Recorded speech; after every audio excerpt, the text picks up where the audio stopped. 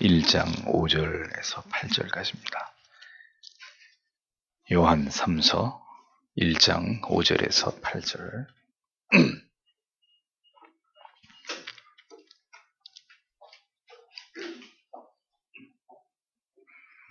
같이 읽겠습니다. 사랑하는 자여, 내가 무엇이든지 형제 곧 나그네 된 자들에게 행하는 것이 신실한 일이니 저희가 교회 앞에서 너의 사랑을 증거하였느니라. 내가 하나님께 합당하게 저희를 전송하면 가하리로다. 이는 저희가 주의 이름을 위하여 나가서 이방인에게 아무것도 받지 아니함이라. 이러므로 우리가 이 같은 자들을 영접하는 것이 마땅하니 이는 우리로 진리를 위하여 함께 수고하는 자가 되게 하려 함이니라. 아멘. 기도하겠습니다. 주님 감사합니다. 수요일 저녁에 주를 사랑하고 하나님의 말씀을 깨닫기를 원하며 그 가르침을 따라 살기를 소원하는 소수의 하나님의 백성들이 저녁에도 하나님의 말씀 앞에 엎드렸습니다. 무엇을 말씀하시든 그것이 우리에게 깨닫게 하시는 진리의 말씀이요, 성도가 어떠한 삶을 살아가고 무엇을 지향해야 되는지를 가르치시는 하나님의 말씀이고 교훈이고 원리인 것을 아오니 우리가 잘 깨달아서 그 말씀이 살아가게 하는 바를 따라 살아감으로 하나님을 영화롭게 하고 하나님을 기쁘시게 하며 하나님의 뜻을 이루어가는 하나님의 사람들 되게 하여 주옵소서. 이 밤에도 우리에게 가르쳐 주시고 주의 길로 인도하여 주시기를 원하오며 예수님 이름으로 기도합니다. 아멘. 요한 3서 강의 두 번째 시간으로 함께 수고하는 자, 함께 수고하는 자, 이런 제목으로 하나님의 말씀을 생각해 보겠습니다. 사도 요한은 가이오가 믿음 안에서 실제로 삶에서 진리를 따라 행하고 있다는 사실을 순회 전도자들의 보고를 통해서 듣게 되었습니다. 이런 기쁜 소식을 듣고 요한 사도는 무한히 이러한 가이오의 신앙을 기뻐하고 그를 칭찬하면서 그것이 얼마나 귀한 헌신인지를 설명해주고 있는 내용이 오늘 본문에 있는 말씀입니다. 2절에서도 그랬지만 5절에서도 다시 사도는 가이오를 사랑하는 자여라고 그리스도 안에서 한 동역자 된 자에게 아낌없는 사랑을 표현하고 있는 것을 볼 수 있습니다. 참 반복해서 말씀드리지만 사도의 이 같은 아름다운 모습, 예수 그리스도의 사랑이 자기를 통해서 이렇게 사랑하는 성도들에게 흘러가도록 이렇게 참 애정이 듬뿍 담긴 표현으로 성도를 부르고 있는 이런 아름다운 모습이 참 우리 안에 있게 되기를 언제나 소망합니다. 진리는 바르고 첨예한 말씀을 우리가 붙들고 가더라도 그 진리를 담아내고 있는 우리의 인격은 예수 그리스도를 닮아서 한없이 부드럽고 유하고 진리 문제에 있어서라면 단호해야 되겠지만 그리스도의 사랑을 이 세상에 전파하고 드러내는 도구로서는 이 사도 요한이 보여주는 이런 부드러움, 이런 어떤 충만한 사랑의 모습, 우리 모두가 지향해야 될 그런 어떤 신앙의 모습이 아닌가 생각해 봅니다. 사랑이 드러나야 하고 사랑을 실천해야 될 때 그것을 행하지 못하는 사람은 여전히 자신의 의지로 사랑하려고 하고 있기 때문이겠죠. 그러나 언제나 우리가 삶에서 그리스도와 연합해서 그리스도의 사랑 안에 먼저 내 자신에 거하기 위해서 노력하는 이런 삶을 살아갈 때는 마땅히 우리가 사랑해야 될 사람들을 대하게 될 때 어떻게 되겠습니까? 내 안에 있는 그리스도의 사랑을 가지고 그를 사랑하려고 하고 그에게 그 사랑을 가지고 말을 하려고 하고 행동을 하려고 하고 배려를 하려고 하지 않겠습니까? 하나님이 공급하시는 그 사랑의 힘으로 우리가 그렇게 사랑하면서 살아가려고 노력하는 사람들이 되어야 한다는 거죠. 뭐 맨날 사랑하세요, 화목하세요, 이렇게 일방적으로 그렇게 이야기하는 어떤 도덕적인 교훈으로 사람이 변화되는 게 아니죠. 죄인 안에 예수의 사랑이 차곡차곡 우리 안에 이렇게 퇴적이 될 때 거기서 그 사랑의 힘이 나오는 거 아니겠습니까? 우리가 아직도 여전히 사랑하지 못하는 모습이 우리 안에 있다는 것은 아직도 꺾여지지 않은 우리 안에 무수히 많은 가시들이 내 안에 있음을 보여주는 방증이 되는 것입니다. 여전히 용납하지 못하고 있고 이해하지 못하려고 하고 수용하지 못하는 이런 부분이 많다는 것 또한 여전히 자기 사랑의 견고한 성이 아직도 무너지지 않고 있다는 증거가 되는 것이겠죠. 그리스도의 사랑이 우리 안에 있을 때 우리는 그 사랑이 발현되어야 할 순간에 기꺼이 그 사랑의 수고를 감당하게 되고 이를 통해서 하나님의 뜻을 이루어 드릴 수 있다는 것입니다. 사도 요한이 왜 가이오를 칭찬할 수밖에 없는지 이제 사도가 그 이유를 밝히고 있습니다. 5절을 보면 사랑받는 자여 내가 신실한 것을 행한다. 내가 만일 형제들을 그리고 이 낯선 자들을 위하여 행한다면 이렇게 정확히 번역이 됩니다. 자, 보십시오. 가이오가 모든 성도에게 귀감이 되고 있고 칭찬을 받는 이유는 한 가지입니다. 그가 순회 전도자들에게 베풀어준 정성을 다한 섬김 때문이었습니다. 가이오의 이 아름다운 그리스도인으로서의 그의 행위와 삶의 모습은 성도로서 그리스도인의 의무를 다하는 것인데 그것이 무엇이냐? 모든 주의 이름으로 오는 자들을 죽게 하듯이 정성을 다해서 영접했던 바로 그것이었습니다. 순회 전도자들, 복음을 전하는 자들이죠. 사도도 그러했지만 그 당시에 특별한 사명감을 가지고 많은 지역을 돌아다니면서 예수 그리스도의 복음을 전도하고 있었던 이 순회 전도자들. 그들이 아마 가이오가 있는 지역으로 왔던 것 같은데 그 순회 전도자들을 그가 따스하게 영접을 하고 극진히 접대했다는 사실을 사도는 알고 있습니다. 왜요? 전도자들이 돌아와서 사도에게 그렇게 보고를 했단 말이죠. 가이오가 참 주의 이름으로 우리를 극진히 대접해 주었습니다. 라는 얘기를 공적으로 했던 거죠. 여기서 형제들이란 순회 전도자들을 의미하고 또 나그네 된 자들 역시 마찬가지로 특별히 갈 곳을 정해두지 않고 그냥 먼 곳으로 이동을 하면서 가는 곳마다 하나님의 말씀을 전했던 이런 사역자들을 가리킵니다. 그러니까 이런 자들이 가이오와 특별히 친분이 있든지 교류가 있었던 자들은 아니었다는 걸 알 수 있죠. 다만 주의 이름으로 귀한 복음을 전하는 자들이기에 가이오가 자기들에게 왔던 그 사역자들을 기꺼이 정말 마음을 다해서 섬겼던 것뿐이었습니다. 그럼에도 불구하고 이 일이 쉬운 일일까요? 절대로 쉬운 일이 아닙니다. 면식도 없고 자세히 알지도 못하는 사람들을 그들이 단지 순회 전도자라는 이유 하나만으로 그들을 먹이고 입히고 쉴 곳을 마련해 주는 그런 일이 가이오에 의해서 행해졌다면 그 가이오 안에 진정으로 예수 그리스도와 복음에 대해서 그가 한없는 사랑을 가지고 있었다는 것을 증명하는 일이었을 것입니다. 그리스도인들만이 그렇게 할 수 있습니다. 그리스도인들만이 정말 그리스도 안에서 형제로 여겨지고 또 하나님이 특별한 일들을 맡기신 자들로 여겨지는 사람들을 향해서 그 사람이 오늘 처음 만난 사람이라 할지라도 어떻게 해서라도 그를 돕고 싶고 그에게 뭔가를 주고 싶고 극진히 그가 불편하지 않도록 섬기고 싶은 이런 마음이 발동하는 거죠. 왜 그럴까요? 그분들 안에 있는 예수와 내 안에 있는 예수가 함께 사랑의 공명을 일으키면서 우리는 남이 아니다. 우리는 그리스도 안의 지체다. 함께 하나님의 뜻을, 하나님의 영광을 드러내기 위해 달려가고 있는 동지들이다. 라는 의식을 갖게 했기 때문이죠.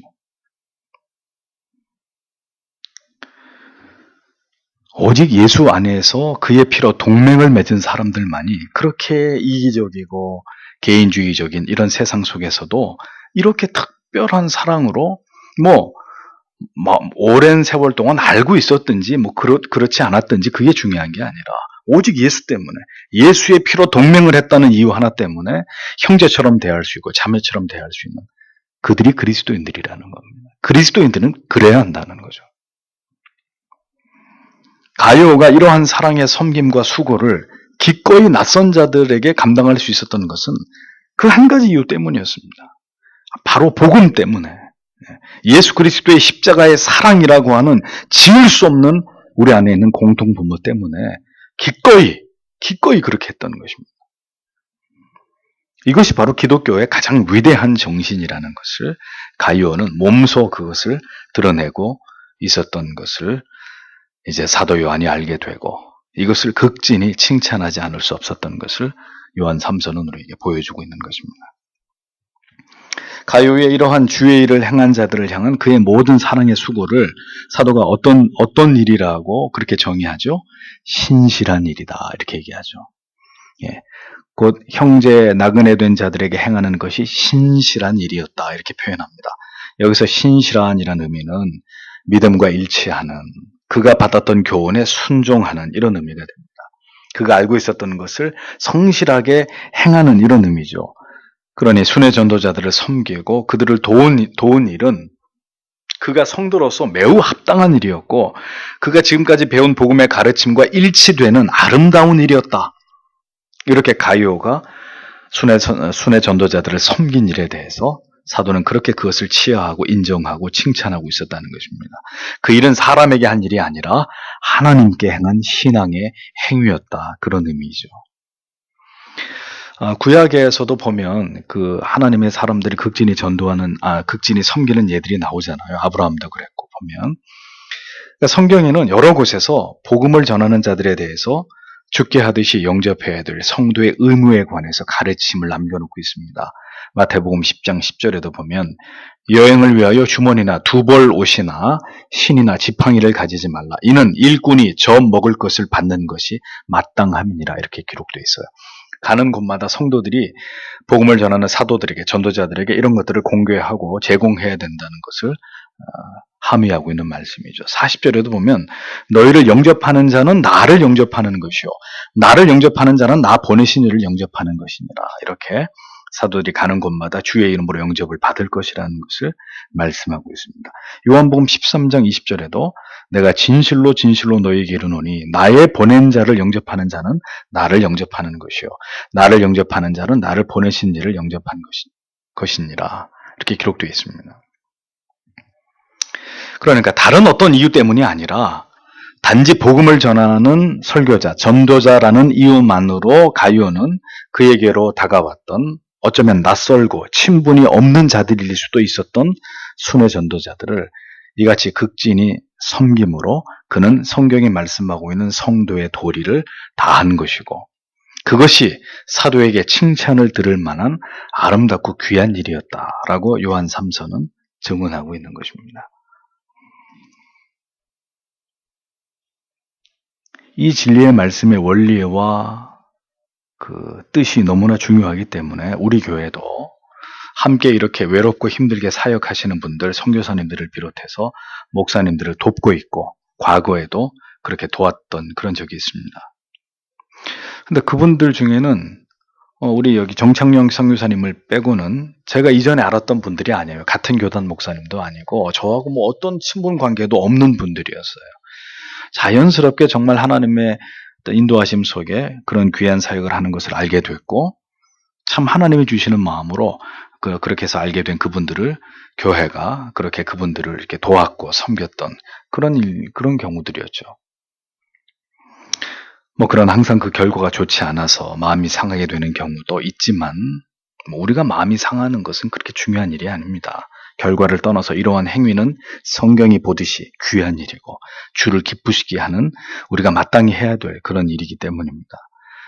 선을 향하다 낙심하지 말라고 하셨기 때문에 어찌됐든 교회가 이후로도 도울 힘이 생긴다면 이렇게 우리가 도와야 될 사역자들, 지금 이 시대에도 어렵게 복음을 위해서 수고하고 애쓰고 있는 어떤 선교사님들이나 우리보다 더 어려운 교회 목사님들이나 이런 분들을 힘을 다해서 섬기고 또 그런 분들이 우리 교회를 방문할 일이 있다 그러면 힘을 다해서 섬기는 그런 교회와 성도님들이 되셔야 되는 거죠.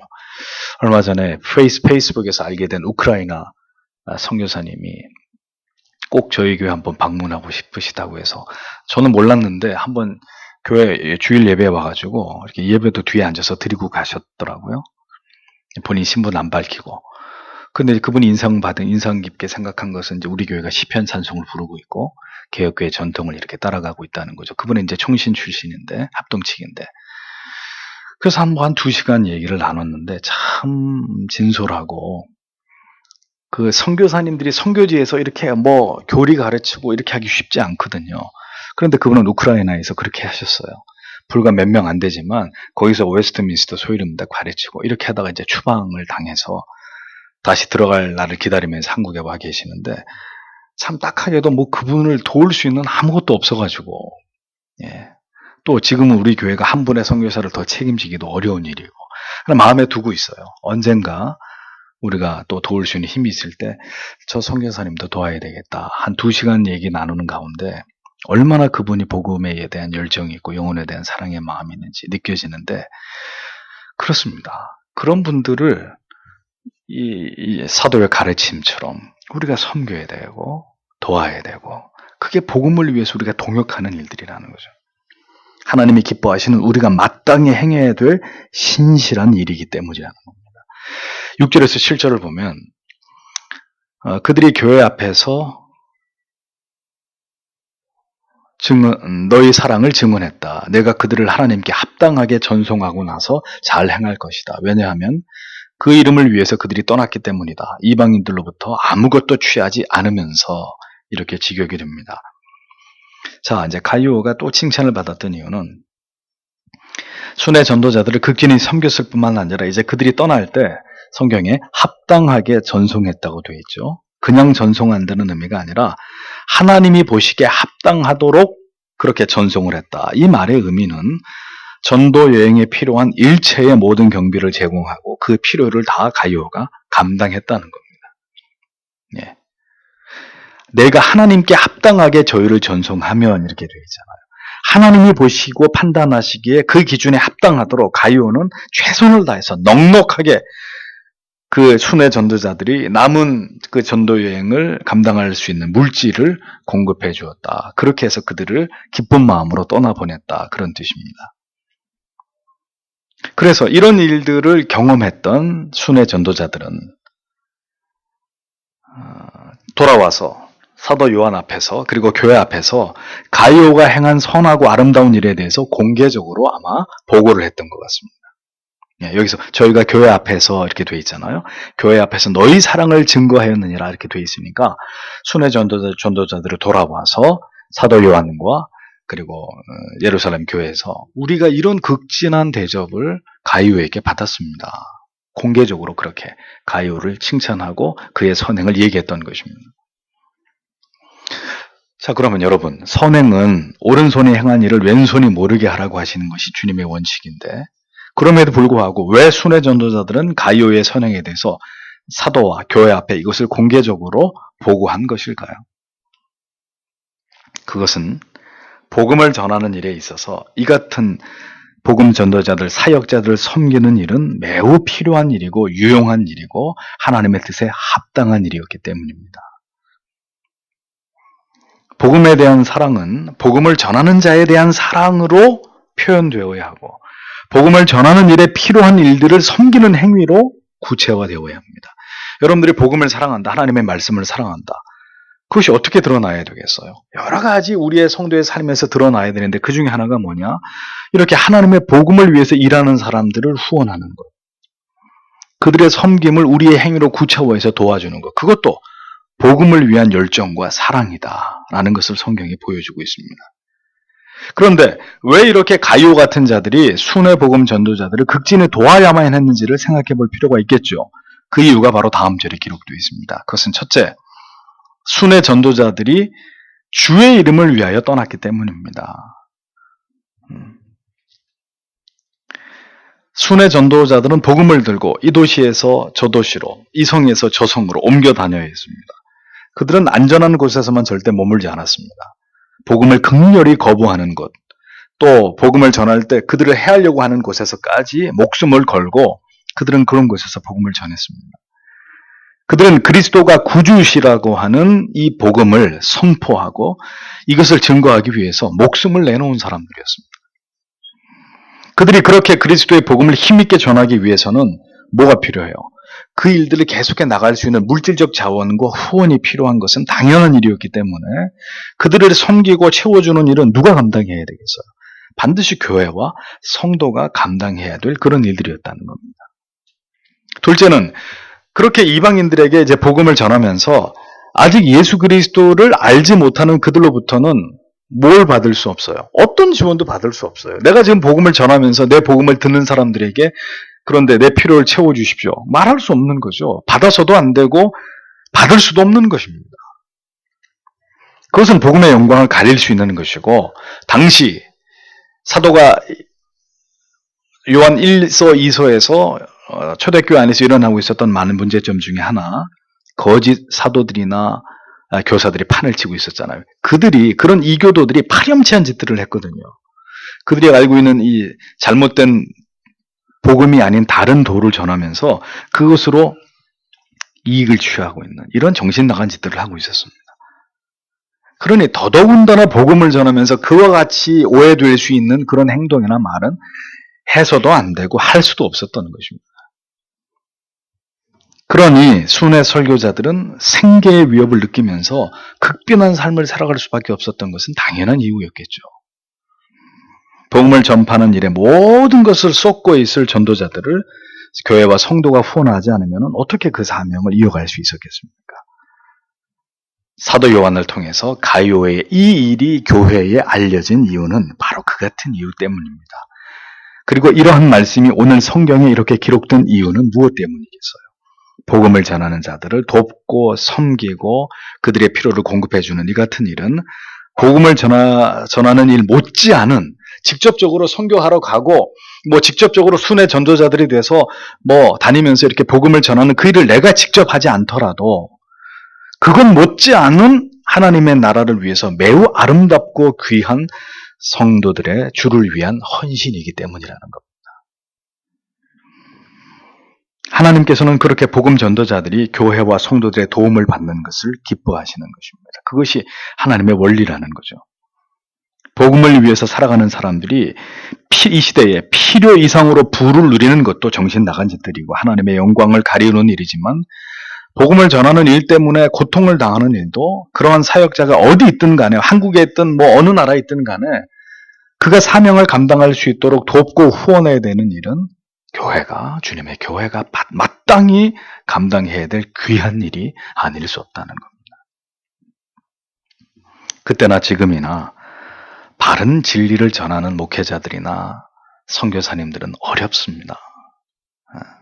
바른 복음이 아니라 모두가 듣기 좋고 편안한, 그래서 빨리빨리 세속적인 방법으로, 인본주의적인 방법으로 재주를 부려서 교회를 부흥시키는 그런 교회들이, 그런 사역자들이 어려움이 없겠지만, 지금도 바른 진리의 말씀으로 교회를 수종들고 영혼들을 섬기는 분들은 여전히 어려운 거죠. 어디 있든지 간에 그 사람들이 어떤 일을 하든 간에. 사도 요한은 가이오의 이 같은 복음을 위한 아름다운 후원과 지원의 행위를 기꺼이 칭찬하면서 이 이야기를 공적으로 지금 얘기하고 있는 거예요. 왜요?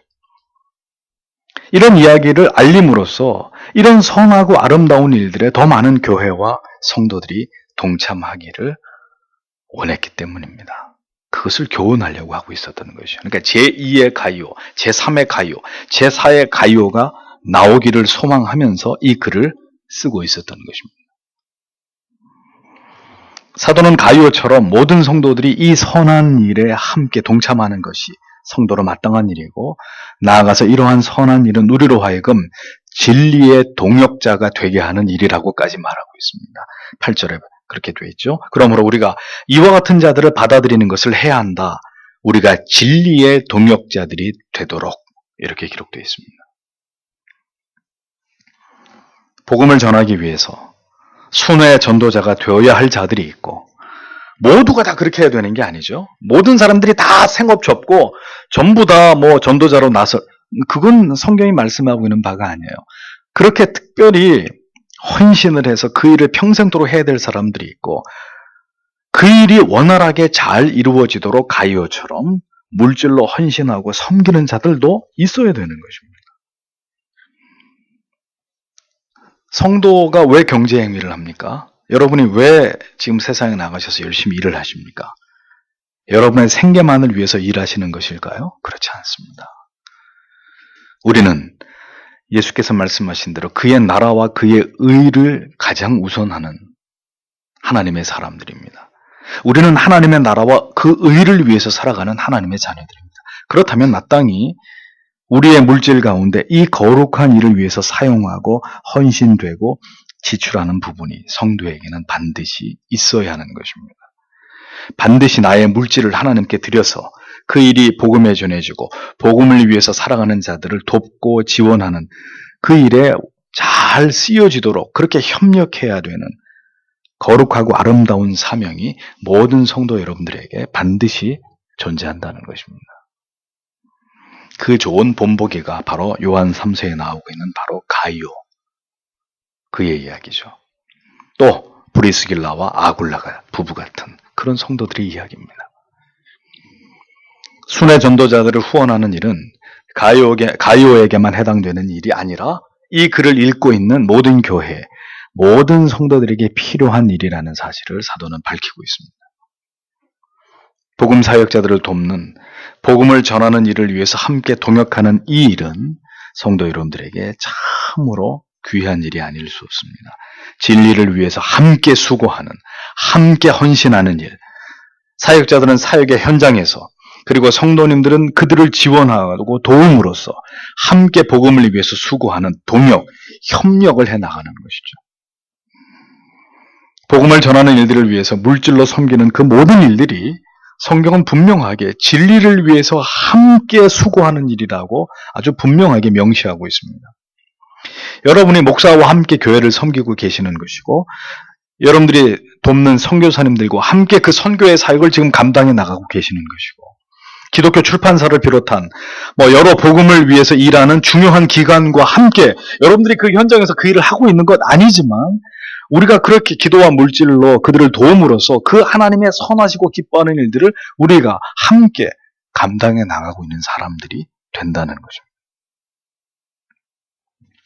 우리는 그렇게 그리스도의 몸을 이루고 있는 각 지체들로 각기 다른 기능들을 각기 다른 곳에서 그렇게 수행하고 있는 것입니다. 어떤 자는 설교자로서, 어떤 자는 신학교 교수로, 어떤 사람은 또 선교사로, 어떤 사람은 또 구제하는 전문 어떤 구제 사역을, 어떤 사람은 위로와 권면으로, 어떤 사람은 물질적인 도움으로, 모두 다 진리 안에서 한 몸을 이루고 있지만 각기 다 다른 역할로 지체들이 존재하는 것처럼, 몸의 각 지체가 존재하는 것처럼 그렇게 하나님의 몸을 떠받들어 가고 있는 하나님의 사람들이라는 겁니다. 마태복음 10장 41절에 선지자의 이름으로 선지자를 영접하는 자는 선지자의 상을 받을 것이요, 의인의 이름으로 의인을 영접하는 자는 의인의 상을 받을 것이요 라고 기록되어 있잖아요. 모두 함께 현장에서, 그리고 뒤에서 물질과 기도로 모두 함께 각자의 위치에서 진리를 위해서 다 함께 수고하고 있는 것입니다. 돕는 자가 없이 무슨 힘으로 사역자들이 사역을 할 수 있겠어요? 선교사님들이 무슨 힘으로 선교의 사역을 감당할 수 있겠어요? 그러니까 모두 그들이 다 복음을 위한 동역자라는 것입니다. 진리를 위해서 함께 수고하는 각자 역할과 위치만 다를 뿐이지 그 모든 것은 진리를 위한 일이다 라고 사도는 분명히 얘기하고 있는 것입니다. 이러한 성도 여러분들의 헌신은 반드시 성경이 인정하고 있고 칭찬하고 있고, 그리고 선하고 의미 있는 사역이라는 것을 여러분은 분명히 기억하셔야 합니다. 요한 3서에서 이렇게 하나님의 일을 적극 도왔던 가이오의 이야기를 하고, 그 다음에는 누구 얘기를 하는 거예요? 이 일을 너무너무 힘들게 했던 디오드레베에 대한 이야기가 다음 주에는 또 이어지고 있는 것입니다. 하나님의 교회 안에 꼭 있어야 될 사람과 꼭 있어서는 안 될 사람들, 사도는 정확하게 이 두 사람의 예를 들어서 지금도 교회 안에서 주의 일을 섬기고 있는 성도님들에게 귀한 교훈을 남겨주고 있었던 것입니다. 다음 주에 또 이어서 말씀을 전하도록 하겠습니다. 기도하겠습니다. 오늘도